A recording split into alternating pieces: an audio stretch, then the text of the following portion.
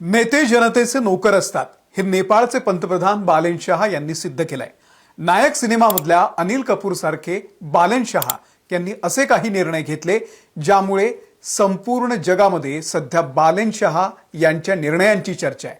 नेपाळच्या सरकारी शाळांमध्ये गरिबांच्या मुलांसोबत अधिकारीची मुलं, उद्योगपतींची मुलं, मंत्र्यांची मुलं आणि अगदी पंतप्रधानाची सुद्धा मुलं एकत्र शिकणार आहेत।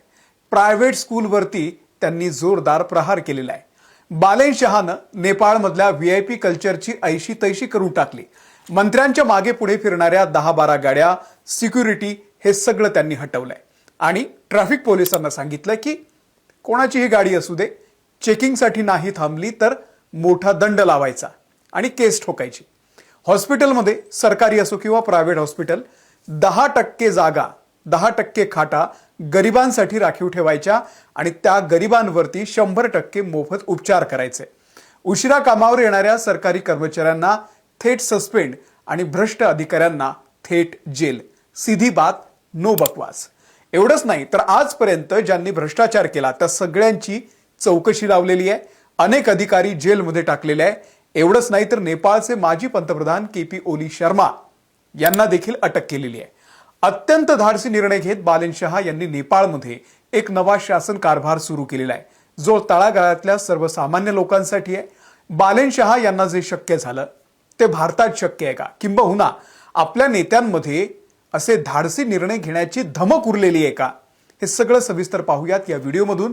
व्हिडिओ शेवटपर्यंत बघा कारण हा व्हिडिओ आपल्या सुद्धा कामाचा आहे। नमस्कार, मी अमोल किन्होळकर, आपण पाहत आहात महाराष्ट्र टाइम्स ऑनलाईन। तर नेपाळमध्ये काही महिन्यांपूर्वी जगातला पहिला जेन झी प्रोटेस्ट झाला होता। सगळे भ्रष्ट सत्ताधारी सळो की पळो करून सोडले होते जेन झी मुलांनी। खरं तर आजच्या घडीमध्ये भारताला याची सगळ्यात जास्त गरज आहे, पण आपल्याकडे असं होईल असं वाटत नाही। आपल्याकडच्या मुलांना दादा, भाऊ, ताई, साहेब यांच्या मागे फिरण्यात, सतरंजा उचलण्यात आणि भंडाऱ्यामध्ये जेवण्यात जास्त धन्यता आहे। त्यामुळे आपल्याकडच्या नेत्यांचं फावतं। असो तर नेपाळमध्ये जेनझीनं सत्ता उलथवून लावली, पुन्हा निवडणुका झाल्या आणि त्यात युवा नेता बालेन शाह यांचा विजय झाला। अवघ्या 35 वर्षांचे बालेन शाह इंजिनियर आहेत, रॅपर होते। आपल्या बंडखोर गाण्यांमधून त्यांनी जनतेला साथ घातली, राजकारणात आले।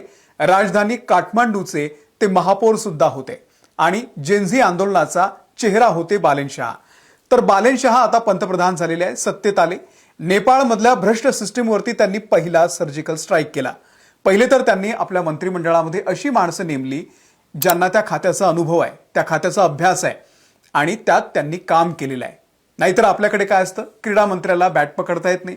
क्रिकेट असोसिएशनचे सगळे अध्यक्ष राजकारणी आहेत ज्यांचा खेळाशी काहीही संबंध नाही। क्रिकेटचं मी तुम्हाला एक उदाहरण दिलं, बाकी सगळ्याच खेळांमध्ये हीच परिस्थिती आहे। बालेन शाह यांनी काय केलं तर नेपाळच्या अर्थमंत्रीपदी स्वर्णिम वागळे यांना बसवलं, ज्यांनी वर्ल्ड बँकेमध्ये 25 वर्ष काम केले। आरोग्यमंत्री निशा मेहता ज्या दिल्ली एम्समध्ये नर्स होत्या, तळागाळातल्या समस्या त्यांना जास्त माहिती आहे। आणि सुदान गुरुंग यांना गृहमंत्रीपद दिलंय, जे काठमांडूच्या क्लबमध्ये डीजेचं काम करायचे। या सगळ्या मंत्रिमंडळामध्ये कोणीही राजकीय राजघराण्यातून आलेलं नाहीये। 14 जणांचं कॅबिनेट आहे फक्त, जेणेकरून तातडीने निर्णय घेतले जातील आणि ते अंमलात सुद्धा आणले जातील। आणि निर्णयांचा धडाका सुरू झालेला आहे। यांना 5 वर्षामध्ये नेपाळचा जीडीपी डबल करायचा आहे। त्यामुळे पहिला प्रहार केलाय तो भ्रष्टाचारावर। मला व्यक्तिगत आवडलेला निर्णय शाळांसंदर्भातला आहे, मी तुम्हाला तो पुढे सांगणार आहे। पण सगळ्यात पहिलं काम काय केलं बालेन शाह यांनी तर भ्रष्टाचारावरती प्रहार केलाय। 1990 ते 1926 यापर्यंतच्या सर्व पदावरच्या भ्रष्ट अधिकाऱ्यांची चौकशी करण्यासाठी एक समिती नेमलेली आहे, ज्यांनी भ्रष्टाचाराद्वारे बेकायदेशीर संपत्ती जमा केली त्यांना सोडलं जाणार नाही असा स्पष्ट इशारा त्यांनी दिलेला आहे। बालेन शाह यांनी सत्तेत येताच मंत्र्यांसाठी आणि नेत्यांसाठी असलेलं व्हीआयपी कल्चर बंद केलेलं आहे। कायद्यासमोर सगळे सेम आहेत हे सिद्ध करण्यासाठी नेपाळमधल्या मोठ्या नेत्यांच्या अवैध बांधकामांवरती त्यांनी बुलडोझर चालवला। नेपाळचे माजी पंतप्रधान केपी शर्मा ओली यांना गेल्या वर्षीच्या जेनझी आंदोलनामध्ये निष्काळजीपणा दाखवल्याच्या आणि भ्रष्टाचाराच्या आरोपाखाली अटक करण्यात आलेली आहे। रमेश लेखक जे त्यावेळी गृहमंत्री होते त्यांनाही याच प्रकरणामध्ये अटक केलेली आहे। दीपक खडका माजी ऊर्जा मंत्री आहेत, त्यांना मनी लॉन्ड्रिंग प्रकरणामध्ये सुद्धा अटक करण्यात आलेली आहे। काठमांडू आणि परिसरामध्ये गुन्हेगारी टोळ्यांचा बिमोड करण्यासाठी ऑपरेशन सेफ्टी राबवण्यात आलेलं आहे। एप्रिल 2026च्या पहिल्या आठवड्यामध्ये काठमांडू पोलिसांनी विविध भागांमधून 33 कुप्रसिद्ध गँगस्टर्सला अटक केली, ज्यामध्ये प्रवीण तमांग, जो डिंपल म्हणून ओळखला जात होता, बिरजू महर्जन, सुजुक कारगी आणि बिकी लामा यासारख्या मोठ्या गुन्हेगारांचा समावेश आहे. एका विशेष रात्रीच्या मोहिमेमध्ये गुंडगिरी, तोडफोड आणि फसवणुकीच्या आरोपाखाली काठमांडूमधल्या विविध भागांमधून 195 जणांना ताब्यात घेतलंय. सप्टेंबर 2025च्या हिंसाचाराच्या दरम्यान नेपाळच्या तुरुंगातून सुमारे 12,440 कैदी पळाले होते. बालेनशाह सरकारनं यापैकी 8,225 कैद्यांना पुन्हा एकदा जेलमध्ये टाकलंय. व्यावसायिक जगतातलं मोठं नाव असलेले शंकर ग्रुपचे अध्यक्ष सुलभ अग्रवाल यांना मनी लॉन्ड्रिंग प्रकरणामध्ये अटक करण्यात आलेली आहे. तर प्रवाशांची फसवणूक करणाऱ्या आणि कमिशन घेणाऱ्या 18 दलालांना त्रिभुवन आंतरराष्ट्रीय विमानतळावरून अटक करण्यात आलेली आहे.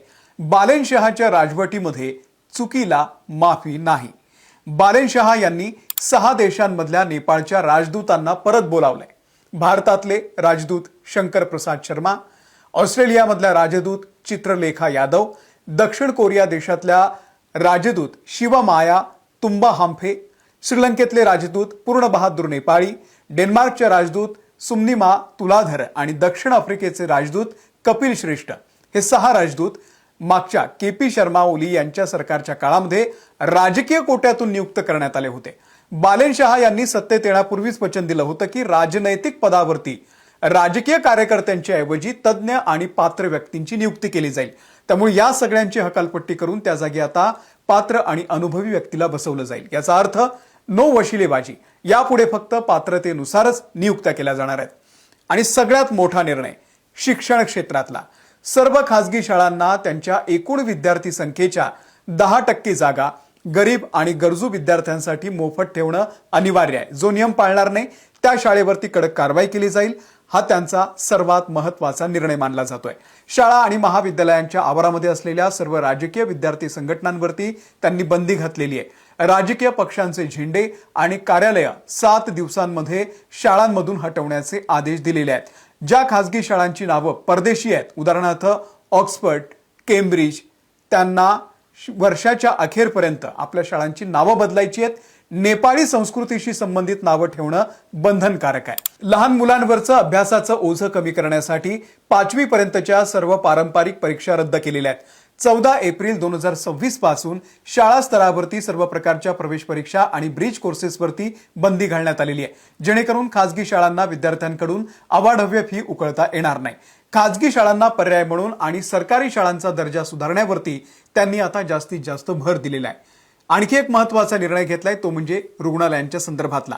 10% बेड मोफत देणं अनिवार्य करण्यात आलेलं आहे. संपूर्ण नेपाळमधील सर्व सरकारी आणि खासगी रुग्णालयांना हा नियम लागू केलेला आहे.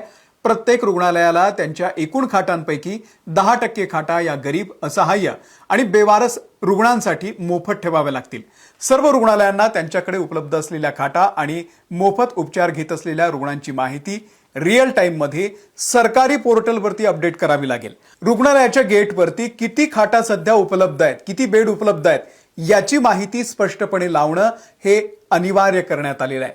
फक्त बेडच नाही तर त्या कोट्या अंतर्गत येणाऱ्या सगळ्या रुग्णांना अत्यावश्यक औषधं आणि मेडिकल टेस्ट या देखील मोफत आणि सवलतीच्या दरात उपलब्ध करून द्याव्या लागणार आहेत. पंतप्रधान कार्यालयानं स्पष्ट केलंय की जे रुग्णालय या 10% कोट्याचं पालन करणार नाहीत त्यांचे परवाने रद्द केले जातील किंवा त्यांना मोठा दंड आकारला जाईल. बालेनशाह यांच्या नेतृत्वाखालील नेपाळच्या नवीन सरकारनं सरकारी कारभारामध्ये पारदर्शकता आणण्यासाठी प्रतिपक्ष पोर्टल तयार केलंय. यावरती लोक आपल्या समस्या नोंदवू शकतात. सरकारने एखादा निर्णय घेतला तर तक्रार करू शकतात आणि विरोधी मतही मांडू शकतात. सरकारला मिळणारी सर्व निवेदनं, तक्रारी आणि विरोधकांनी उपस्थित केलेले प्रश्न या पोर्टलवरती सार्वजनिक केले जातात. त्यामुळे कोणती फाईल कुठे अडकली आहे आणि कोणत्या तक्रारीवरती काय कारवाई झालेली आहे हे सगळ्यांना दिसतं. या पोर्टलवरती आलेल्या महत्त्वाच्या प्रश्नांना संबंधित मंत्रालयानं ठराविक वेळेमध्ये म्हणजे 7 ते 15 दिवसांमध्ये उत्तर देणं बंधनकारक आहे. आणि जर उत्तर दिलं नाही तर ते डिफॉल्ट म्हणून लाल रंगामध्ये हायलाइट होतं, ज्यामुळे थेट पंतप्रधानांच्या कार्यालयाला पीएमओला याची दखल घेता येते. एकदम सहज सोपी अशी ही सिस्टम आहे. व्हीआयपी कल्चर, सिक्युरिटी, गाड्यांचे ताफे हे सगळं बंद करून ट्रॅफिक पोलिसांना स्पष्ट सांगितलेलं आहे की सगळ्यांची कसून चौकशी करा. नियम मोडणारा व्यक्ती कितीही मोठा असू दे, कितीही मोठा अधिकारी असू दे, नेता असू दे, त्याच्यावरती दंड लावा. अतिशय क्रांतिकारी निर्णय बालेन शहा यांनी घेतलेला आहे. ज्याला स्वतःची नाही देशाची चिंता आहे तोच नेता असे धाडसी निर्णय घेऊ शकतो. हे नेपाळसारखा देश करू शकतो तर आपला देश का नाही करू शकत? तुम्हाला काय वाटतं? आपल्याकडेही असं असावं का? असं आपल्याकडेही असावं, हे नियम आपल्याकडेही असावे, हे जर तुम्हाला वाटत असेल तर हा व्हिडिओ जास्तीत जास्त लोकांपर्यंत शेअर करा. या व्हिडिओमध्ये इथेच थांबतोय. ताज्या बातम्यांच्या अपडेटसाठी महाराष्ट्र टाइम्सच्या आमच्या YouTube चॅनलला तुम्ही सबस्क्राईब करा. धन्यवाद.